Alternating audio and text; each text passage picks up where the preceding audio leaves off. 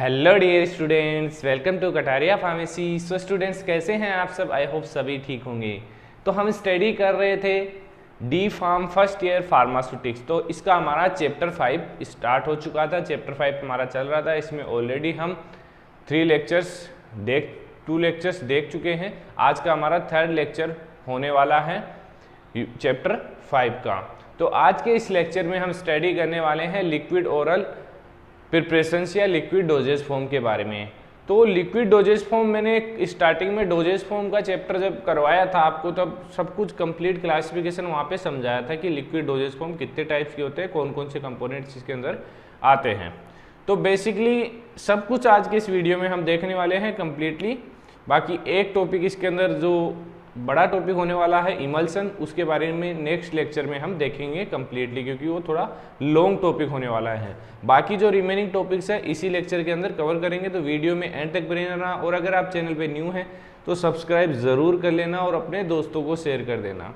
बाकी नोट्स वगैरह आपको मिल जाएंगे, उसके लिए टेलीग्राम ज्वाइन कर लीजिए, वीडियो के डिस्क्रिप्शन में आपको लिंक मिल जाएगा।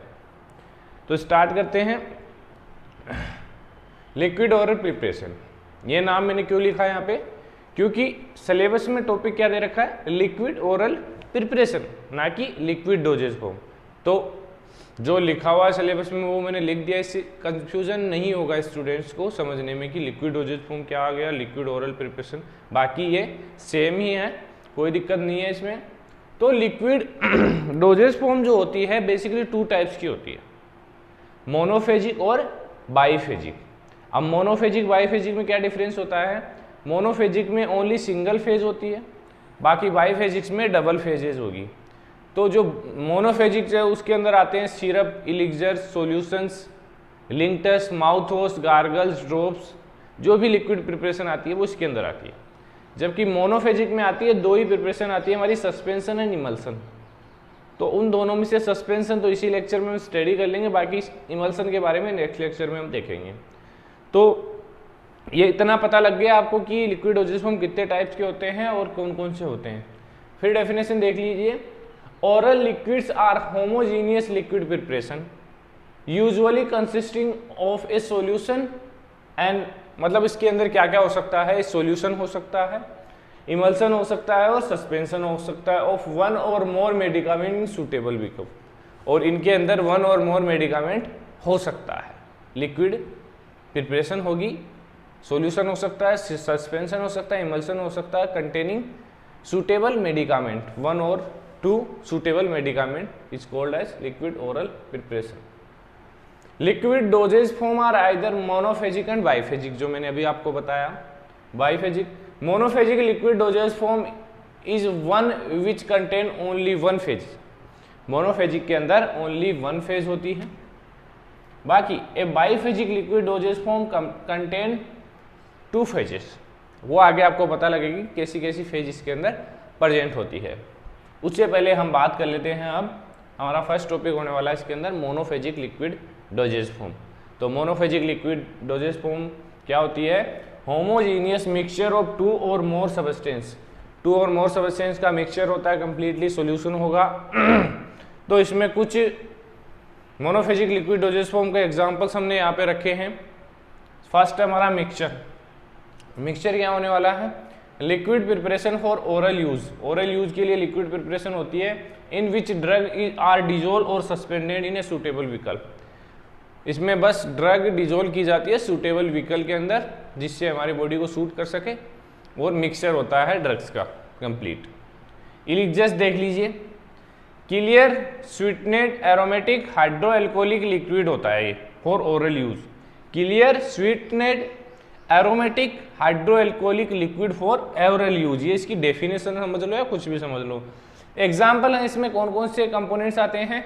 इथाइल एल्कोहल, 5 से 40% तक इथाइल एल्कोहल बेसिकली इसके अंदर प्रेजेंट होता है। वाटर ग्लिसरीन और propylene glycol, flavouring agent, colouring agent इसके अंदर प्रेजेंट होते हैं। थर्ड है लिंक्टस। ये विस्कस लिक्विड होता है for oral preparation, use for the relief of cough. किसके लिए यूज किया जाता है? रिलीफ करने के लिए कफ को। बेसिकली इसके अंदर सेडेटिव्स और एक्सपेक्टोरेंट एक्शन होता है, क्योंकि इसके अंदर सेडेटिव प्रेजेंट होते हैं। लास्ट है mouth wash. Mouth wash clean and deodorize the buccal cavity. ये बेसिकली एक्वस सॉल्यूशन होता है जो क्या करता है, क्लीन करता है, डिओड्राइज करता है बक्कल कैविटी को। इसके अलावा आपने देखा होगा सिंपल सिरप आपने लेबोरेटरीज में बनाई होगी, तो सिंपल सिरप का जो फॉर्मूला है वो यही है, कुछ नहीं है, उसके अंदर वाटर प्लस सुक्रोज, सुक्रोज वहाँ पे आपको मिलानी होती है, उसका परसेंट मेंशन होता है फार्माकोपिया के अंदर, उसके अकॉर्डिंग आपको वहाँ पे सिरप बनानी पड़ेगी सिंपल, और उसकी पैकिंग करनी पड़ेगी, उसकी लेबलिंग करनी पड़ेगी, सब कुछ आपको करना पड़ेगा लेबोरेटरीज के अंदर, या कर लिया होगा आपने अभी तक। बात करते हैं सेकंड, बाइफेजिक लिक्विड डोजेज फॉर्म। अब बाइफेजिक लिक्विड डोजेज फॉर्म में हम सिर्फ सस्पेंशन के बारे में बात करने वाले हैं, इमल्सन के बारे में बात नहीं करेंगे, उसके बारे में नेक्स्ट लेक्चर में हम स्टडी करेंगे। तो सस्पेंशन क्या होता है? Biphasic liquid dosage form in which solid is disperse in liquid in the form of small particle. इसमें क्या होगा, सॉलिड पार्टिकल्स डिस्पर्स होंगे किसके अंदर, लिक्विड के अंदर। सॉलिड किसके अंदर डिस्पर्स होगा, लिक्विड के अंदर, इन the form of small particle. अब इसके अंदर क्या होता है कि टू फेज होगी। अब बाइफेजिक है तो टू फेज होगी। कैसे होगी, phase present in lesser amount, मतलब जिस फेज का अमाउंट कम होगा उसको हम बोलेंगे इंटरनल डिस्पर्स फेज, और डिसकंटिन्यूअस फेज भी बोल सकते हैं जिसका अमाउंट कम होगा। While present in large amount cold external phase, उसको हम बोलेंगे एक्सटर्नल फेज, और डिस्पर्जन या कंटिन्यूअस फेज इसको हम बोलेंगे। ये सेम लाइन इमल्सन के अंदर आएगी, तो ये चीज याद रख लेना आप। वहां पे पूछूंगा मैं कि इंटरनल डिस्पर्स फेज कौन सी होती है और एक्सटर्नल डिस्पर्स फेज कौन सी होती है, अमाउंट कितना होता है। बात करते हैं टाइप्स ऑफ सस्पेंशन की। डिटेल में डीपली थ्योरी यहाँ पर नहीं मिलेगी आपको, फिर बता रहा हूँ मैं, आपको लगे कि सर इतने से काम हो जाएगा, इतने से काम नहीं होगा। थ्योरी आपको कंप्लीट मिलेगी नोट्स में। टेलीग्राम ग्रुप ज्वाइन कर लीजिए और वहाँ से नोट्स ले लीजिए। इतनी थ्योरी यहाँ पे लिखने बैठूंगा तो मुझे पूरा दिन लग जाएगा एक वीडियो में, तो इसलिए मैंने सिर्फ समझाने के पॉइंट ऑफ व्यू से आपको इतना दिखा रहा हूँ यहाँ पे। तो basically types of suspension, basically two types के सस्पेंशन होते हैं हमारे, फ्लोकुलेटेड और डीफ्लोकुलेटेड। फ्लोकुलेटेड, इसमें फ्लोकुलेटिंग एजेंट्स प्रेजेंट होते हैं। डीफ्लोकुलेटेड के अंदर फ्लोकुलेटिंग एजेंट प्रेजेंट नहीं होंगी, ये मोर सुटेबल होगा और ये लेस स्टेबल होगा। बात करते हैं फॉर्मुलेशन ऑफ सस्पेंशन की, कौन कौन से कंपोनेंट बेसिकली यूज किए जाते हैं सस्पेंशन को बनाने के लिए। तो फर्स्ट है फ्लोकुलेटिंग एजेंट।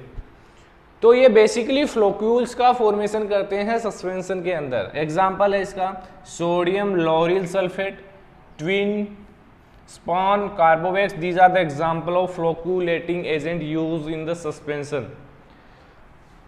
सेकेंड है थिकनिंग एजेंट। बेसिकली ये थिक बनाएंगे, विस्कोसिटी को बढ़ाएंगे, गाढ़ा बनाएंगे सस्पेंशन को। कौन से, थिकनिंग एजेंट, जैसे कि gum acacia, tragacanth, starch, sodium alginate, sodium carboxy methyl cellulose, these are the thickening agent used for increase the viscosity of the suspension।